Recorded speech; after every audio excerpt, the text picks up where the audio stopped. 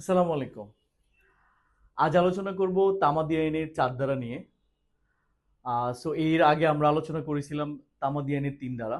৪ ধারায় বলা আছে সেখানে যে যদি কারো তামাদি মেয়াদ উত্তীর্ণ হয়, মনে করতে পারেন আগামীকালকে আপনার তামাদি মেয়াদের উত্তীর্ণর দিন। সেদিন যদি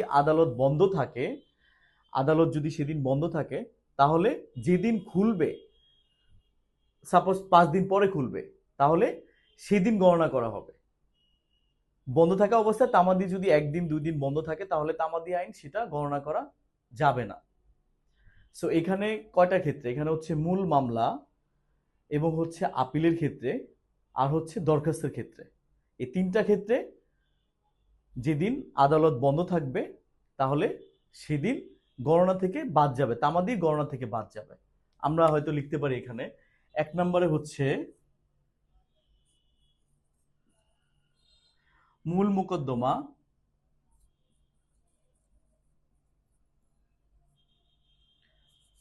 ২ নম্বরে হচ্ছে আপিল,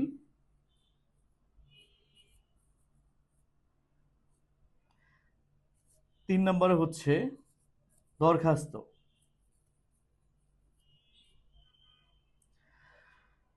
এই ৩টি ক্ষেত্রে ৪ দ্বারা এক কথায় বলতে পারি আমরা যে তামাদি যেদিন মেয়াদ উত্তীর্ণ হবে, সেদিন যদি আদালত বন্ধ থাকে বা কোর্ট যদি বন্ধ থাকে, তাহলে সেদিন গণনা থেকে বাদ যাবে। যেদিন খুলবে সেদিন গণনার ভিতরে আসবে।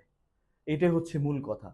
আমরা এখান থেকে যদি কোশ্চেন আসে, আমরা তাহলে লিখতে পারি, বা আমাদের যে প্রিলিতে কোশ্চেন থাকে সেখানে আমরা হয়তো বলতে পারি, সেখানে আমরা বলবো যে যেদিন বন্ধ থাকবে, এই কোশ্চেনটা যেদিন বন্ধ থাকবে আদালত, সেদিন তামাদি গণনা থেকে বাদ হবে। এক কথায় এটাই আনসার। জি, ভালো থাকবেন।